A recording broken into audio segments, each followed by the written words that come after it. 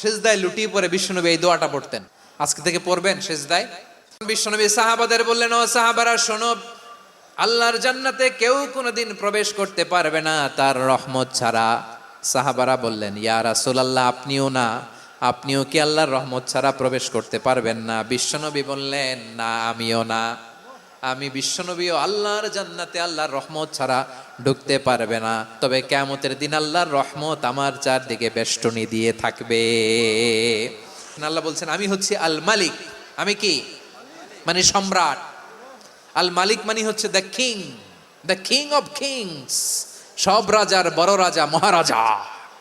তার চেয়ে বড় রাজা আর কেউ নাই, তার চেয়ে বড় সম্রাট আর কেউ নাই, তার চেয়ে বড় ক্ষমতাধর সত্তা মহাবিশ্বে দ্বিতীয় কেউ নাই। চিৎকার করে বলেন ঠিক কিনা? তিনি আল মালিক। আল মালিক মানে ক্ষমতাধর, ক্ষমতার মালিক। আমার আল্লাহর আরেকটা